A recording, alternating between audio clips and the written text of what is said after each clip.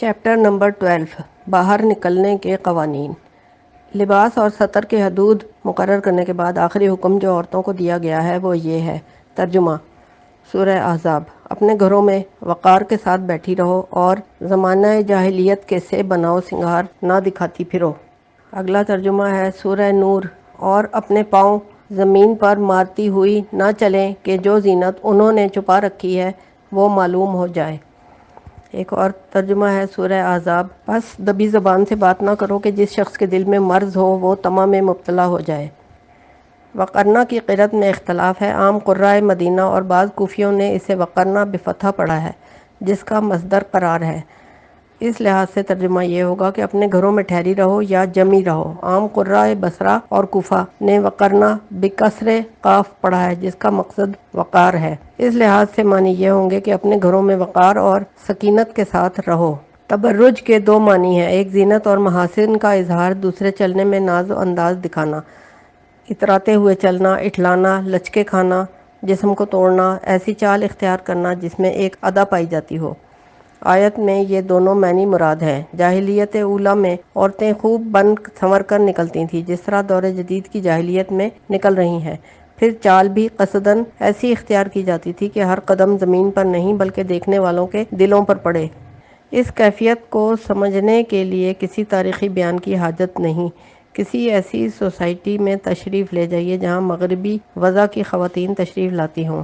جاہلیت اولیٰ کی تبرج والی چال آپ خود اپنی آنکھوں سے دیکھ لیں گے۔ اسلام اسی سے منع کرتا ہے۔ وہ کہتا ہے کہ اول تو تمہاری صحیح جائے قیام تمہارا گھر ہے۔ بیرون خانہ کی ذمہ داریوں سے تمہیں اسی لیے سبکدوش کیا گیا کہ تم سکون اور وقار کے ساتھ اپنے گھروں میں رہو اور خانگی زندگی کے فرائض ادا کرو۔ تاہم اگر ضرورت پیش آئے تو گھر سے باہر نکلنا بھی تمہارے لیے جائز ہے، لیکن نکلتے وقت پوری عصمت مآبی ملحوظ رکھو۔ نہ تمہارے لباس میں کوئی شان اور بھڑک ہونی چاہیے کہ نظروں کو تمہاری طرف مائل کرے۔ نہ اظہار حسن کے لیے تم میں کوئی بے تابی ہونی چاہیے کہ چلتے چلتے کبھی چہرے کی جھلک دکھاؤ اور کبھی ہاتھوں کی نمائش کرو۔ نہ چال میں کوئی خاص ادا پیدا کرنی چاہیے کہ نگاہوں کو خود بخود تمہاری طرف متوجہ کر دے۔ ایسے زیور بھی پہن کر نہ نکلو جن کی جھنکار غیروں کے لیے سامع نواز ہو۔ قصداً لوگوں کو سنانے کے لیے آواز نہ نکالو۔ ہاں اگر بولنے کی ضرورت پیش آئے تو بولو، مگر رس بھری آواز نکالنے کی کوشش نہ کرو۔ ان قواعد اور حدود کو ملحوظ رکھ کر اپنی حاجات کے لیے تم گھر سے باہر نکل سکتی ہو۔ یہ ہے قرآن کی تعلیم۔ آئیے اب حدیث پر نظر ڈال کر دیکھیں کہ نبی اکرم نے اس تعلیم کے مطابق سوسائٹی میں عورتوں کے لیے کیا طریقے مقرر فرمائے تھے اور صحابہ کرام رضی اللہ عنہم اور ان کی خواتین نے ان پر کس طرح عمل کیا۔ نمبر 1، حاجات کے لیے گھر سے نکلنے کی اجازت۔ حدیث میں ہے کہ احکام حجاب نازل ہونے سے پہلے حضرت عمر کا تقاضا تھا کہ یا رسول اللہ اپنی خواتین کو پردہ کرائیے۔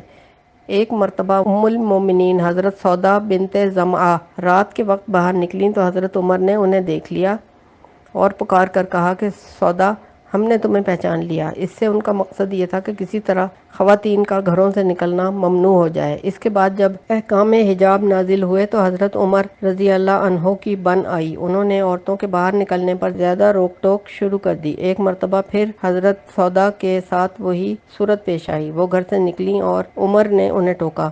انہوں نے حضور اکرم صلی اللہ علیہ وآلہ وسلم سے شکایت کی۔ حضور اکرم نے فرمایا، ترجمہ اللہ نے تمہیں اپنی ضروریات کے لیے باہر نکلنے کی اجازت دی ہے۔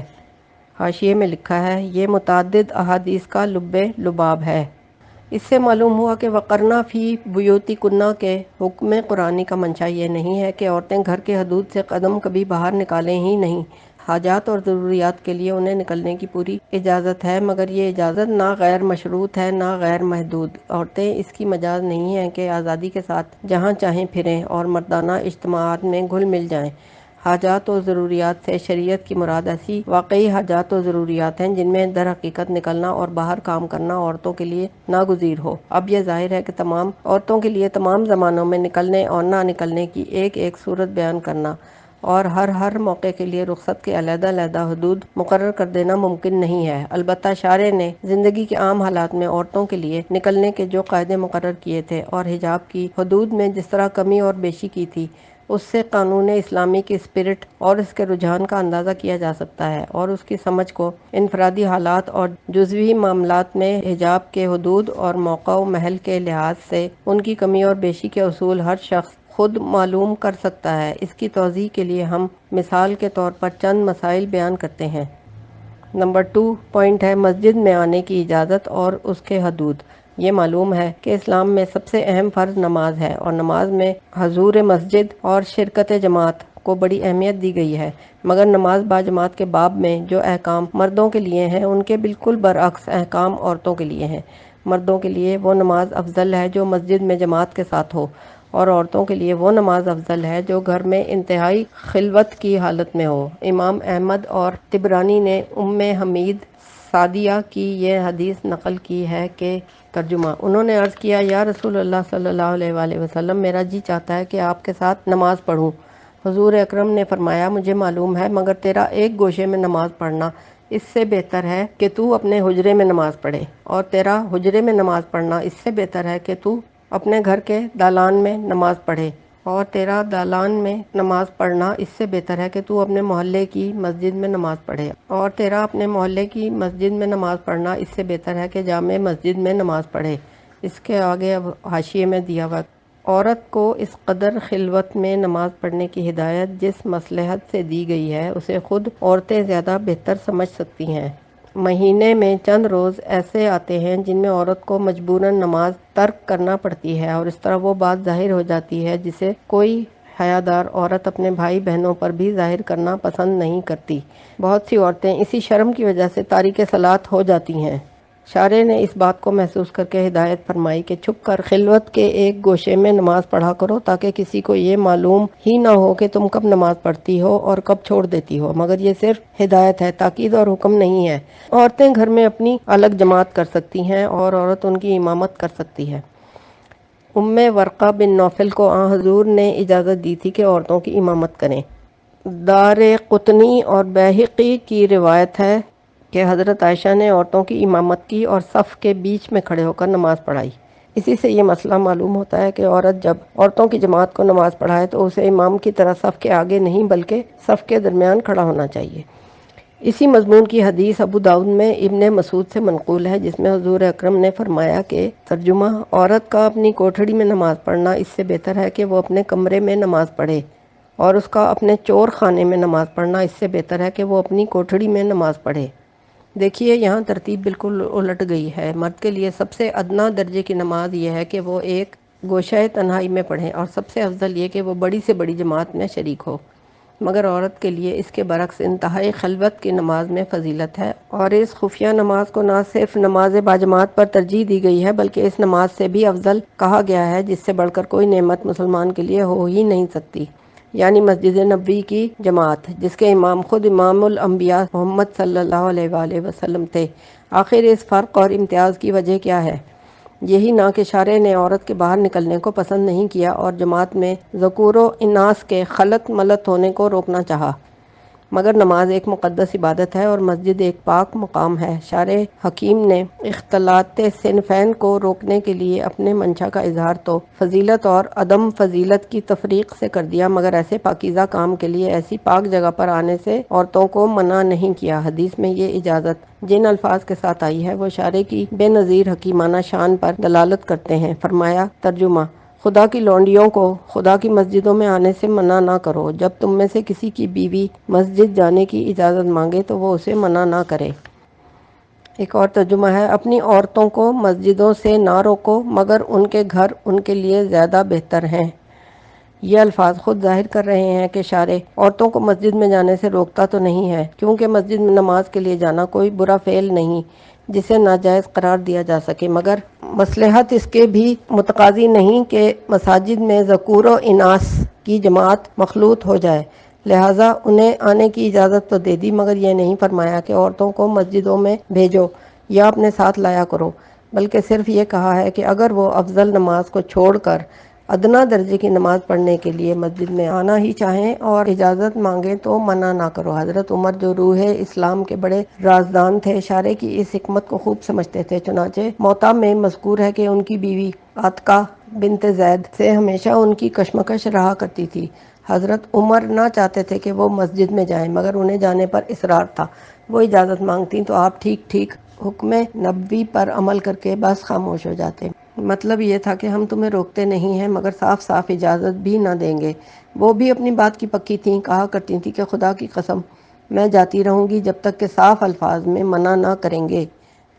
اب اس کے ساتھ حاشیہ دیا ہے، یہ حال صرف حضرت عمر ہی کی بیوی کا نہ تھا، بلکہ عہد نبوی میں بکثرت عورتیں نماز با جماعت کے لیے مسجد جایا کرتی تھیں۔ ابو داؤد میں ہے کہ مسجد نبوی میں بسا اوقات عورتوں کی دو دو صفیں ہو جاتی تھیں۔ اسی مضمون کی احادیث بخاری، ابو داؤد اور دوسری کتب حدیث میں بھی مروی ہیں۔ اس کے ساتھ یہ بھی کتب حدیث میں موجود ہے کہ نماز پڑھانے کے بعد نبی اکرم اور تمام مرد نماز میں بیٹھے رہتے تھے تاکہ عورتیں اٹھ کر چلی جائیں۔ اس کے بعد آپ صلی اللہ علیہ وآلہ وسلم اور سب لوگ کھڑے ہوتے۔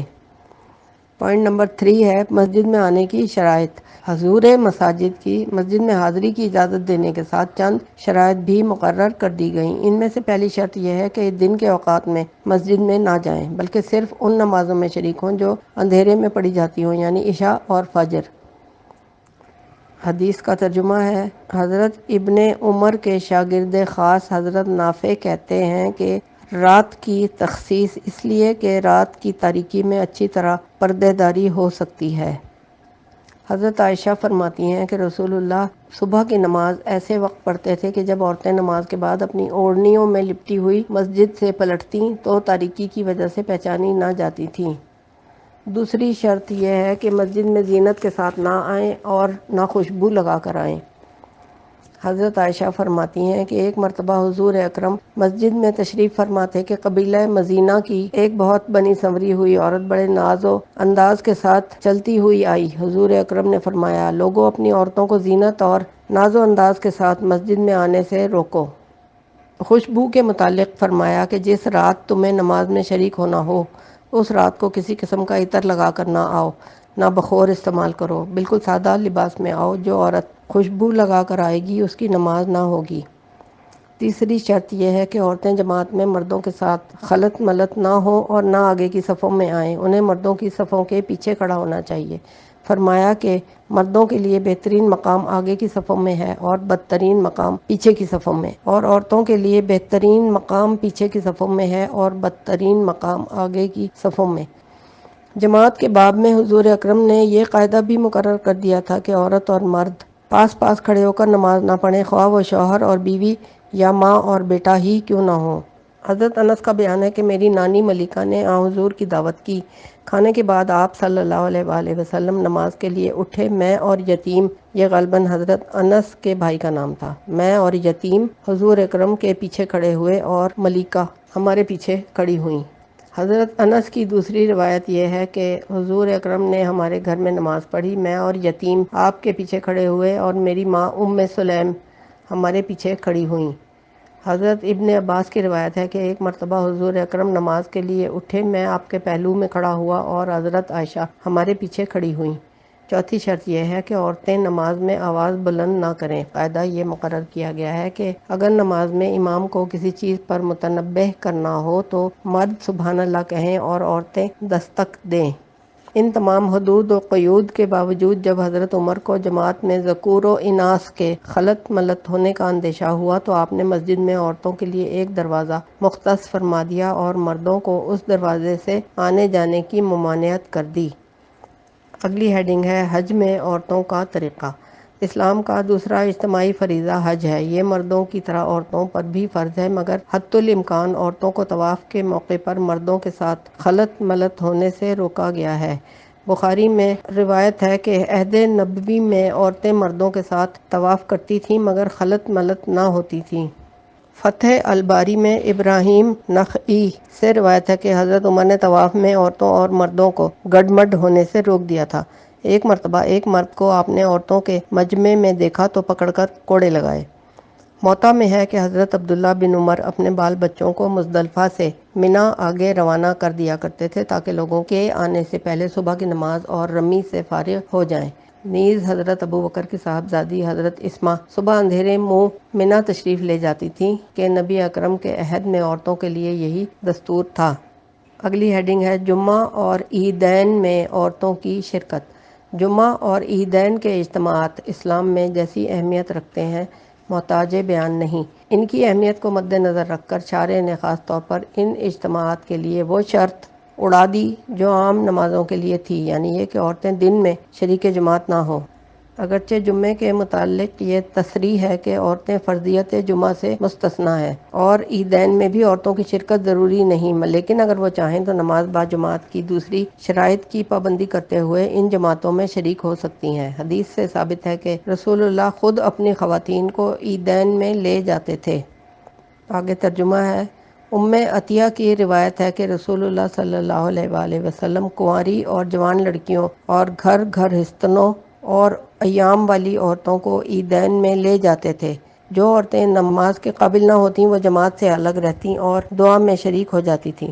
ابن عباس کی روایت ہے کہ نبی اکرم اپنی بیٹیوں اور بیویوں کو عیدین میں لے جاتے تھے۔ اگلی ہیڈنگ زیارت قبور اور شرکت جنازات۔ مسلمان کے جنازے میں شریک ہونا شریعت میں فرض کفایہ قرار دیا گیا ہے اور اس کے متعلق جو تاکیدی احکام ہیں واقف کاروں سے پوشیدہ نہیں، مگر یہ سب مردوں کے لیے ہیں۔ عورتوں کو شرکت جنازات سے منع کیا گیا ہے، اگرچہ اس ممانعت میں سختی نہیں ہے اور کبھی کبھی اجازت بھی دی گئی ہے، لیکن شارع کے ارشادات سے صاف معلوم ہوتا ہے کہ عورتوں کا جنازوں میں جانا کراہت سے خالی نہیں۔ بخاری میں عطیہ کی حدیث ہے۔ ترجمہ: ہمیں جنازوں کی مشایعت سے منع کیا گیا تھا مگر سختی کے ساتھ نہیں۔ ابن ماجہ اور نسائی میں روایت ہے کہ رسول اللہ ایک جنازے میں شریک تھے۔ ایک عورت نظر آئی، حضرت عمر رضی اللہ عنہ نے اسے ڈانٹا۔ حضور اکرم نے فرمایا، اے عمر اسے چھوڑ دے۔ معلوم ہوتا ہے کہ وہ عورت میت کی کوئی عزیز قریب ہوگی، شدت غم سے مجبور ہو کر ساتھ چلی آئی ہوگی۔ حضور اکرم نے اس کے جذبات کی رعایت کر کے حضرت عمر کو ڈانٹ ڈپٹ سے منع فرما دیا۔ ایسی ہی صورت زیارت قبور کی بھی ہے۔ عورتیں رقیق القلب ہوتی ہیں، اپنے مردہ عزیزوں کی یاد ان کے دلوں میں زیادہ گہری ہوتی ہے۔ ان کے جذبات کو بالکل پامال کر دینا شارع نے پسند نہ فرمایا، مگر یہ صاف کہہ دیا کہ عورتوں کا کثرت سے قبروں پر جانا ممنوع ہے۔ ترمذی میں حضرت ابو ہریرہ کی حدیث ہے، رسول اللہ صلی اللہ علیہ وآلہ وسلم نے بکثرت قبروں پر جانے والیوں کو ملعون ٹھہرایا تھا۔ حضرت عائشہ رضی اللہ عنہا اپنے بھائی حضرت عبد الرحمن بن ابی بکر کی قبر پر تشریف لے گئیں تو فرمایا، بخدا اگر میں تمہاری وفات کے وقت موجود ہوتی تو اب تمہاری قبر کی زیارت کو نہ آتی۔ انس بن مالک کی روایت ہے کہ نبی اکرم نے ایک عورت کو قبر کے پاس بیٹھے روتے دیکھا تو اسے منع نہ فرمایا بلکہ صرف اتنا فرما دیا، اتق اللہ واصبری، یعنی تقوی، اللہ سے ڈرنے اور صبر کی تلقین فرما دی۔ ان احکام پر غور کیجئے۔ نماز ایک مقدس عبادت ہے، مسجد ایک پاک مقام ہے، حج میں انسان انتہائی پاکیزہ خیالات کے ساتھ خدا کے دربار میں حاضر ہوتا ہے۔ جنازوں اور قبروں کی حاضری میں ہر شخص کے سامنے موت کا تصور ہوتا ہے اور غم و الم کے بادل چھائے ہوئے ہوتے ہیں۔ یہ سب مواقع ایسے ہیں جن میں صنفی جذبات یا تو بالکل مفقود ہوتے ہیں یا رہتے ہیں تو دوسرے پاکیزہ تر جذبات سے مغلوب ہو جاتے ہیں، مگر اس کے باوجود شارع نے ایسے اجتماعات میں بھی مردوں اور عورتوں کی سوسائٹی کا مخلوط ہونا پسند نہ کیا۔ مواقع کی پاکیزگی، مقاصد کی طہارت اور عورتوں کے جذبات کی رعایت ملحوظ رکھ کر انہیں گھر سے نکلنے کی اجازت تو دے دی اور بعض مواقع پر خود بھی ساتھ لے گئے، لیکن حجاب کی اتنی قیود لگا دیں کہ فتنے کے ادنیٰ احتمالات بھی باقی نہ رہیں۔ پھر حج کے سوا تمام دوسرے امور کے متعلق فرما دیا کہ ان میں عورتوں کا شریک نہ ہونا زیادہ بہتر ہے۔ جس قانون کا یہ رجحان ہو، کیا اس سے آپ یہ توقع رکھتے ہیں کہ وہ مدرسوں اور کالجوں میں، دفتروں اور کارگاہوں میں، پارکوں اور تفریح گاہوں میں، تھیٹروں اور سینماؤں میں، قہوہ خانوں اور رقص گاہوں میں اختلاط صنفین کو جائز رکھے گا؟ اگلی ہیڈنگ ہے جنگ میں عورتوں کی شرکت۔ حدود حجاب کی سختی آپ نے دیکھ لی، اب دیکھیے کہ ان میں نرمی کہاں اور کس ضرورت کے تحت کی گئی ہے۔ مسلمان جنگ میں مبتلا ہوتے ہیں، عام مصیبت کا وقت ہے، حالات مطالبہ کرتے ہیں کہ قوم کی پوری اجتماعی قوت دفاع میں صرف کر دی جائے۔ ایسی حالت میں اسلام قوم کی خواتین کو عام اجازت دیتا ہے کہ وہ جنگی خدمات میں حصہ لیں، مگر اس کے ساتھ یہ حقیقت بھی اس کے پیش نظر ہے کہ جو ماں بننے کے لیے بنائی گئی ہے وہ سر کاٹنے اور خون بہانے کے لیے نہیں بنائی گئی۔ اس کے ہاتھ میں تیر و خنجر دینا اس کی فطرت کو مسخ کرنا ہے۔ اس لیے اسلام عورتوں کو اپنی جان اور آبرو کی حفاظت کے لیے تو ہتھیار اٹھانے کی اجازت دیتا ہے، مگر بالعموم عورتوں سے مسافی خدمات لینا اور انہیں فوجوں میں بھرتی کرنا اس کی پالیسی سے خارج ہے۔ وہ جنگ میں ان سے صرف یہ خدمت لیتا ہے کہ زخمیوں کی مرہم پٹی کریں، پیاسوں کو پانی پلائیں، سپاہیوں کے لیے کھانا بنائیں اور مجاہدین کے پیچھے کیمپ کی حفاظت کریں۔ ان کاموں کے لیے پردے کی حدود انتہائی کم کر دی گئی ہیں، بلکہ ان خدمات کے لیے تھوڑی ترمیم کے ساتھ وہی لباس پہننا شرعاً جائز ہے جو آج کل عیسائی ننس پہنتی ہیں۔ تمام احادیث سے ثابت ہے کہ جنگ میں ازدواج مطہرات اور خواتین اسلام حضور کے ساتھ جاتی اور مجاہدین کو پانی پلانے اور زخمیوں کی مرہم پٹی کرنے کی خدمات انجام دیتی تھیں۔ یہ طریقہ احکام حجاب نازل ہونے کے بعد بھی جاری رہا۔ ترمذی میں ہے، سلیم اور انصار کی چند دوسری خواتین اکثر لڑائیوں میں حضور اکرم کے ساتھ گئی ہیں۔ بخاری میں ہے کہ ایک عورت نے حضور سے عرض کیا، میرے لیے دعا فرمائیے کہ میں بھی بحری جنگ میں جانے والوں کے ساتھ رہوں۔ آپ نے فرمایا، اللہم اجعلھا منہم، یا اللہ اس کو ان میں سے بنا دے۔ جنگ احد کے موقع پر جب مجاہدین اسلام کے پاؤں اکھڑ گئے تھے، حضرت عائشہ اور سلیم اپنی پیٹھ پر پانی کے مشکیزیں لاد لاد کر لاتی تھیں اور لڑنے والوں کو پانی پلاتی تھیں۔ حضرت انس کہتے ہیں کہ اس حال میں میں نے انہیں پائنچے اٹھائے دوڑ دوڑ کر آتے جاتے دیکھا، ان کی پنڈلیوں کا نچلا حصہ کھلا ہوا تھا۔ ایک دوسری خاتون سلیت کے متعلق حضرت عمر نے خود رسول اللہ کا یہ قول نقل کیا ہے، جنگ احد میں دائیں اور بائیں جدھر میں دیکھتا سلیت میری حفاظت کے لیے جان لڑاتی ہوئی نظر آتی تھیں۔ اسی جنگ میں ربیع بنت معوذ اور ان کے ساتھ خواتین کی ایک جماعت زخمیوں کی مرہم پٹی میں مشغول تھی اور یہی عورتیں مجروحین کو اٹھا اٹھا کر مدینے لے جا رہی تھیں۔ جنگ حنین میں سلیمہ ایک خنجر ہاتھ میں لیے پھر رہی تھیں۔ حضور اکرم نے پوچھا، یہ کس لیے ہے؟ کہنے لگیں کہ اگر کوئی مشرک میرے قریب آیا تو اس کا پیٹ پھاڑ دوں گی۔ عطیہ 7 لڑائیوں میں شریک ہوئیں۔ کیمپ کی حفاظت، سپاہیوں کے لیے کھانا پکانا، زخمیوں اور بیماروں کی تیمارداری کرنا ان کے سپرد تھا۔ حضرت ابن عباس رضی اللہ عنہ کا بیان ہے کہ جو خواتین اس قسم کی جنگی خدمات انجام دیتی تھیں انہیں اموال غنیمت میں سے انعام دیا جاتا تھا۔ اس سے اندازہ کیا جا سکتا ہے کہ اسلامی پردے کی نوعیت کسی جاہلی رسم کی سی نہیں ہے جس میں مصالح اور ضروریات کے لحاظ سے کمی بیشی نہ ہو سکتی ہو۔ جہاں حقیقی ضروریات پیش آ جائیں وہاں اس کے حدود کم بھی ہو سکتے ہیں۔ نہ صرف چہرہ اور ہاتھ کھولے جا سکتے ہیں بلکہ جن اعضاء کو ستر عورت میں داخل کیا گیا ہے ان کے بھی بعض حصے اگر حسب ضرورت کھل جائیں تو مضائقہ نہیں، لیکن جب ضرورت رفع ہو جائے تو حجاب کو پھر انہی حدود پر قائم ہو جانا چاہیے جو عام حالات کے لیے مقرر کیے گئے ہیں۔ جس طرح یہ پردہ جاہلی پردہ نہیں ہے، اسی طرح اس کی تخفیف بھی جاہلی آزادی کی مانند نہیں۔ مسلمان عورت کا حال یورپین عورت کی طرح نہیں ہے کہ وہ جب ضروریات جنگ کے لیے اپنی حدود سے باہر نکلی تو اس نے جنگ ختم ہونے کے بعد اپنی حدود میں واپس جانے سے انکار کر دیا۔